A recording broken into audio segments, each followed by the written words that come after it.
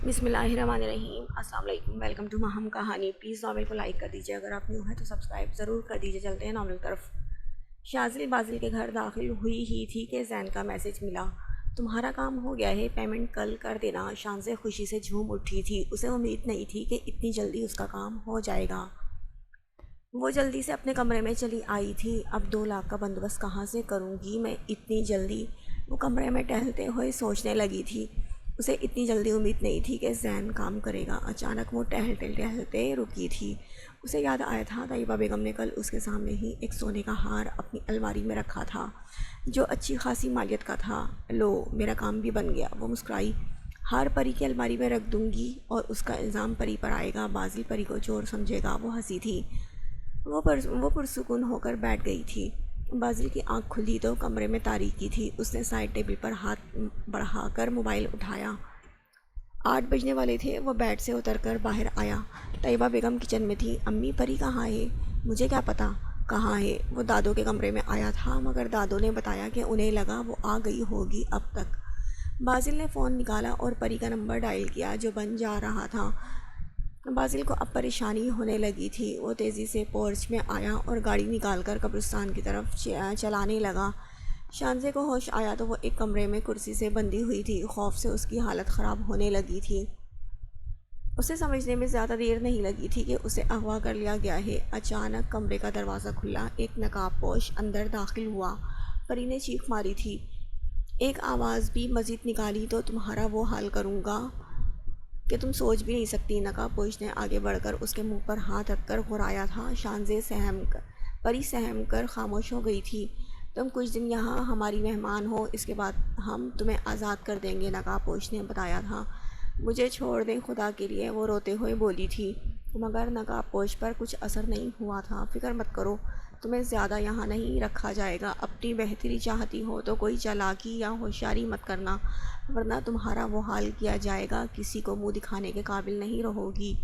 نقاب پوش نے اس کے ہاتھ کھولتے ہوئے وارننگ دی تھی۔ کھانا بھیج رہا ہوں، کھا کر چپ کر کے سو جانا۔ نقاب پوش پری کو رسیوں سے آزاد کر کے کمرے سے باہر نکل گیا تھا اور وہ وہیں بیٹھے بیٹھے رونے لگی تھی۔ پری کو رات اور دن کا کچھ پتہ نہیں چل رہا تھا۔ اس کے بعد وہ شخص دوبارہ آیا بھی نہیں، بس ایک ملازمہ کے ہاتھ کھانا مل جاتا تھا۔ روتے روتے اس کے آنسو ختم ہو چکے تھے۔ اب وہ بس خاموشی سے کونے میں پڑی رہتی تھی۔ پتہ نہیں ہمیشہ اس کے ساتھ ہی برا کیوں ہوتا تھا۔ وہ تو کسی کا برا نہیں چاہتی تھی، مگر ہمیشہ اس کے ساتھ برا ہی کیوں ہوتا تھا۔ وہ کونے میں پڑی تھی جب دروازہ کھلا اور وہی نقاب پوش اندر کھانا لے کر داخل ہوا تو وہ سہم کر کونے میں مزید سمٹ گئی۔ تمہاری آج شام آخری ہے ہمارے پاس، ویسے ہو بہت حسین، دل تو نہیں چاہ رہا تمہیں یوں چھوڑیں، مگر کیا کریں، اپنا بھی ایک اصول ہے کہ جس چیز کی پیمنٹ ملے اتنا ہی کام کرتے ہیں اور مال میں خیانت نہیں کرتے۔ چپ چاپ خاموشی سے کھانا کھاؤ۔ نقاب پوش کھانا رکھ کر اسے بتا کر واپس چلا گیا۔ پری کو بھوک نہیں لگی تھی۔ سب باتوں کے باوجود صرف ایک اچھی بات ہوئی تھی کہ اس کو اغوا کرنے والے اس کی عزت سے نہیں کھیلے تھے۔ اس نے اللہ کا شکر ادا کیا اور کھانا کھانے لگی۔ بازل کو سمجھ نہیں آ رہی تھی، پری کو زمین کھا گئی یا آسمان نگل گیا۔ قبرستان کے ارد گرد کوئی ایسی جگہ بھی نہیں بچی تھی جہاں اسے چیک نہیں کیا ہو۔ یہاں پہ کیمرے بھی نہیں لگے ہوئے تھے۔ گورکن بس اتنا بتا سکا تھا کہ پری قبرستان آئی تھی اور پھر واپس بھی گئی تھی۔ اس کے بعد کیا ہوا اسے کچھ پتہ نہیں تھا۔ اس نے پولیس اسٹیشن میں رپورٹ بھی کرا دی تھی۔ پولیس بھی اسے ڈھونڈنے میں ناکام تھی۔ پری کو غائب ہوئے 5 دن ہو گئے تھے۔ بازل کو سمجھ نہیں آ رہا تھا زمین کھا گئی یا آسمان نگل گیا، آخر پری کہاں گئی؟ وہ طلحہ کے پاس پریشانی میں بیٹھا تھا۔ طلحہ اس کا کالج فیلو تھا اور ان دونوں اس کا دوست کرائم برانچ میں ڈی ایس پی لگا تھا۔ یار مجھے لگتا ہے میرا دماغ پھٹ جائے گا، بازل نے سر پکڑا تھا۔ حوصلہ کرو، بھابھی مل جائیں گے۔ اگر کس نے اغوا کیا تو ابھی تک فون کیوں نہیں کیا، سمجھ نہیں آ رہا۔ طلحہ نے اسے حوصلہ دیا تھا۔ یار وہ ساری زندگی گھر میں رہی ہے، یونیورسٹی کے بعد تو وہ بالکل بھی گھر سے نہیں نکلتی۔ نہ اس کے دوست تھے اتنے یا دشمن ہو سکتے اس کے کہ کسی سے اس کی دشمنی ہو سکتی ہے بھلا، وہ پریشانی سے بولا تھا۔ تم ایسا کرو، گھر کا چکر لگا لو، رات سے پاگلوں کی طرح گھوم رہے ہو۔ مجھے امید ہے کہ آج ہمیں کچھ نہ کچھ سراغ مل جائے گا، اگر ایسے ہی رہے تم تو خود بھی بیمار ہو جاؤ گے۔ طلحہ نے اس کے کاندھے پر تھپکا تھا۔ میں ایس پی سے بات کرتا ہوں، ان کی پولیس آخر کر کیا رہی ہے، کیوں ناکام ہے پری کو ڈھونڈنے میں؟ وہ تھکے ہوئے انداز میں کھڑا ہو گیا تھا۔ بازل تھکے قدموں سے باہر نکلا تھا۔ شانزے یونیورسٹی سے ڈگری کا پتہ کرنے کے بہانے گھر سے نکل آئی تھی۔ ہار اس کے بیگ میں پڑا ہوا تھا۔ وہ سیدھا ٹینا کے فلیٹ میں پہنچی تھی جہاں ٹینا اور زین اس کا ہی انتظار کر رہے تھے۔ یار مجھے تو یقین ہی نہیں آ رہا تم اتنی جلدی میرا مسئلہ حل کر دو گے، دیکھ لو بس۔ زین ہنسا تھا۔ ٹینا فریج سے شیمپین نکال لائی تھی۔ یہ اس بندے کی پیمنٹ ہے، اسے سیل کر کے حساب چکتا کرو۔ ہینڈ بیگ سے ہار نکالتے ہوئے شانزے نے زین کو دیا تھا۔ ہمارے بیچ کیش کی بات ہوئی تھی، کسی جیولری کی نہیں۔ یار زین سمجھا کرو نا، اگر میں سیل کرنے گئی تو پکڑی جاؤں گی۔ تمہیں پیمنٹ تو ہو رہی ہے نا، اسے سیل کر کے لے لو۔ زین نے ہار اس کے ہاتھ سے لیا اور چیک کر کے ٹیبل پر رکھ دیا۔ اب میری پیمنٹ۔ وسکی کے گھونٹ بھرتے ہوئے زین نے شانزے کی کمر پر ہاتھ پھیرا تھا۔ وہ بھی دوں گی، شانزے نے ایک ادا سے کہا تھا۔ واؤ یار، گاؤں جا کر تو تم ہری بھری ہو گئی ہو، اس کی کمر سہلاتے ہوئے للچائے انداز میں بولا۔ زین نے ہاتھ بڑھا کر شانزے کو اپنی گود میں بٹھا دیا اور وسکی سے بھرا گلاس اس کے منہ سے لگا لیا، جسے شانزے نے ایک ہی سانس میں اپنے اندر اتار لیا۔ زین اب اس کے لبوں کو چومتا ہوا اس پر جھک آیا۔ ٹینا آرام سے صوفے پر بیٹھی وسکی کے گھونٹ بھر رہی تھی اور ساتھ شانزے اور زین کی مستیوں کو دیکھ رہی تھی۔ باسل گھر پہنچا تو نیا تماشا لگا ہوا تھا۔ طیبہ بیگم نے شور مچا رکھا تھا کہ پری ان کا قیمتی ہار چرا کر فرار ہوئی ہے۔ کیا ہو گیا امی، آپ کو پری کی فکر ہونی چاہیے اور آپ کو ہار کی پڑی ہوئی ہے۔ پہلے ہی میں اتنا پریشان ہوں، اوپر سے آپ نیا تماشا لگا رہی ہیں۔ وہ مزید تپا تھا۔ میں تماشا نہیں لگا رہی ہوں، اور تم کیوں اتنی فکر مند ہو؟ وہ بھاگ گئی ہوگی اپنے کسی عاشق کے ساتھ۔ امی، باسل دھاڑا تھا، یہ بات آپ نے کی ہے، اگر کوئی اور کرتا نا تو اس کی زبان گدی سے کھینچ لیتا میں۔ طیبہ بیگم ایک لمحے کے لیے سہم سی گئی تھی۔ میرا قیمتی ہار سیڈ غائب ہے الماری سے، اور یہ تمہاری بیوی کا ہی کام ہے۔ وہ اپنے ہار کی طرف دوبارہ آئی۔ فار گڈ سیک امی، یہیں کہیں پڑا ہوگا۔ آپ اکثر کئی چیزیں رکھ کر بھول جاتی ہیں، پہلے ہی میں پریشان ہوں، اور پریشان مت کریں۔ میں کوئی پاگل نہیں ہوں جو اتنی قیمتی چیزیں رکھ کر بھول جاؤں گی۔ تمہارے سر پر بیوی کا عشق سوار ہے، پتہ نہیں کہاں وہ گلچھرے اڑا رہی ہوگی۔ باسل کو لگا وہ اپنا آپا کھو دے گا۔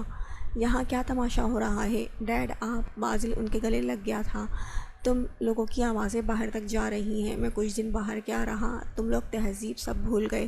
سوری ڈیڈ، وہ پری 5 دن سے غائب ہے۔ غائب ہے؟ کہاں غائب ہے؟ کیا بول رہے ہو ڈیڈ؟ وہ اپنے امی ابو کی قبر پر قبرستان گئی تھی، پھر واپس نہیں آئی، پتہ نہیں کہاں گئی، یا کسی نے کڈنیپ کیا۔ لیکن اگر کڈنیپ کیا ہو تو فون تو کرتا۔ کوئی فون بھی نہیں آیا۔ باسل، اس کی کوئی دوست بھی نہیں، وہ کہاں جا سکتی ہے؟ بھائی میں کہہ رہی ہوں آپ لوگوں سے، اسے سیدھا مت سمجھے، وہ بہت چالاک ہے، چلی گئی ہوگی اپنے کسی عاشق کے ساتھ، اور یہ یہاں ایسے مجنوں بن کے گھوم رہا ہے۔ طیبہ، میری بھتیجی ایسی نہیں ہے۔ وہ دھاڑے تھے۔ باسل کا بھی غصے سے برا حال تھا ان کی باتیں سنتے ہوئے۔ اب میں اپنی بھتیجی کے لیے ایک لفظ نہیں سنوں گا، نہیں تو میں بھول جاؤں گا تم میری بیوی ہو، سمجھی تم؟ وہ طیبہ کو گھورتے ہوئے بولے تھے۔ طیبہ بیگم کو گھورتے ہوئے بولے تھے اور باسل کو اوپر آنے کا اشارہ کر کے سیڑھیاں چڑھنے لگے تھے۔ ڈیڈ، میرا پریشانی سے برا حال ہے، شکر ہے آپ آ گئے۔ مجھے پتہ ہے سب، میں یہاں کے حالات سے بے خبر نہیں ہوں۔ وہ اسٹڈی روم میں آئے تھے، پولیس میں کمپلین کی تھی؟ جی ڈیڈ، مگر وہ بھی ڈھونڈنے میں ناکام ہے۔ وہ پرسوچ ہوئے۔ فکر مت کرو، سب ٹھیک ہو جائے گا۔ وہ جیب سے موبائل نکالتے ہوئے بولے تھے۔ باسل ان کے پاس ہی کھڑا ہو گیا تھا۔ ہیلو شیدے، میری بات سن۔ وہ کسی کو کال پر سب بتانے لگے تھے، کچھ گھنٹوں میں پتہ چل جائے گا پریویش کا۔ جہاں اچھے لوگ کامیاب نہ ہو وہاں برے لوگ کام آ جاتے ہیں۔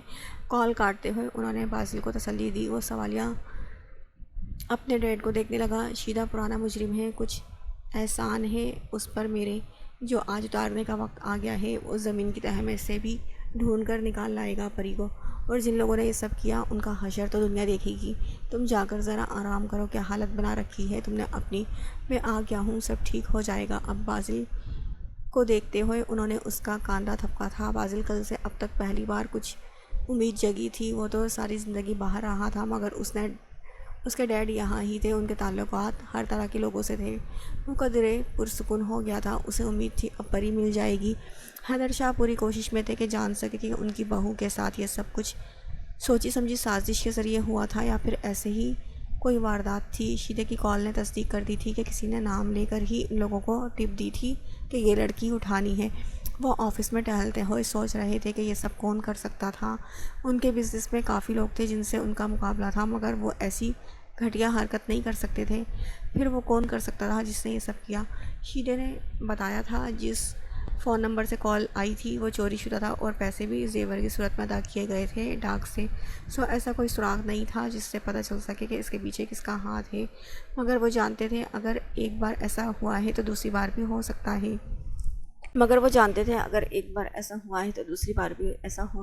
شیدے کو انہوں نے اسی کام پر لگایا ہوا تھا، اگر دوبارہ ایسی کوئی بات ہو تو وہ پتہ لگا سکے کون ہے اس سب کے پیچھے۔ پری گھر آئی تھی، بازل اسے دیکھ کے مطمئن ہو گیا تھا کہ وہ ٹھیک ہے۔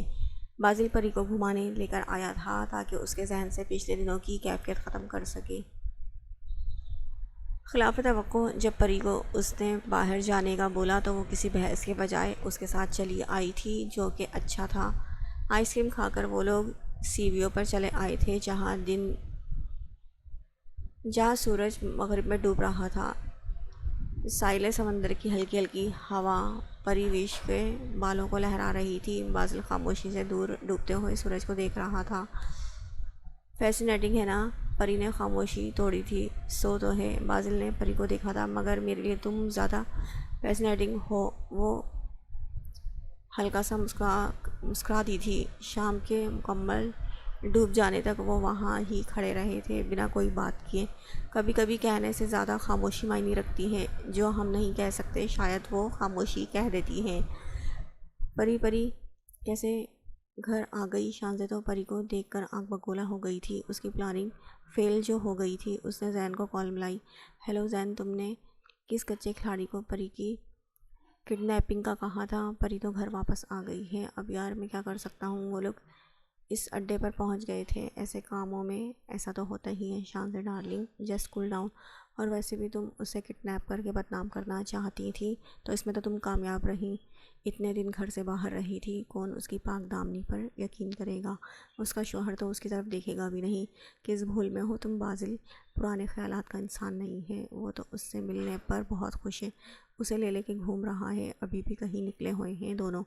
پریشی کے سینے میں جیسے سانپ لوٹ رہے تھے۔ اچھا، اب کچھ اور سوچنا ہوگا۔ زین اپنی ہلکی بیڈ پہ ہاتھ پھیرتے ہوئے پرسوچ سا بولا تھا۔ کسی اور کلائنٹ کو ہائر کرو جو کام میں کھرا ہو۔ دیکھتا ہوں، لیکن پھر وہ پیسے بھی اپنی مرضی کے لے گا، جتنے چاہے لے، لیکن میرا کام میری مرضی پہ ہوگا۔ ڈن۔ شیدہ انڈر گراؤنڈ کا ایک کلب میں بیٹھا ہوا تھا کہ اسے معلوم ہوا کہ حیدر شاہ کی بہو کے لیے دوبارہ کسی نے رابطہ کیا ہے، اور خوش قسمتی سے جسے اغوا کا کہا گیا ہے وہ شیدے کا پرانا یار ہے۔ وہ سیدھا وہاں سے اٹھ کر گامے کے اڈے پہ چلا آیا تھا۔ اسے جب تمام بات معلوم ہوئی تو وہ شیدے کے بتائے گئے جال پر راضی ہو گیا۔ سامنے والی پارٹی کو کیش بائی ہینڈ دینے کا بول کر وہ مقرر جگہ پر پہنچ گئے تھے۔ 10 منٹ انتظار کے بعد انہیں مطلوبہ بندہ دکھائی دیا تھا جو پیسوں کا بیگ اٹھائے منہ پر نقاب ڈالے مطلوبہ جگہ پر آ گیا تھا۔ حیدر شاہ کو کال ملی تھی، وہ جسے ڈھونڈ رہے تھے وہ بندہ مل گیا ہے۔ وہ آفس سے فوری طور پر شیدے کے پاس پہنچے تھے۔ وہ کوئی 28 سالہ جوان لڑکا تھا۔ حیدر شاہ نے اسے کبھی پہلے نہیں دیکھا تھا۔ حیدر شاہ کو دیکھ کر اس کا رنگ جیسے اڑا تھا، اس سے اندازہ ہوا تھا وہ اسے جانتا تھا۔ تمہیں یہ سب کرنے کو کس نے بولا تھا؟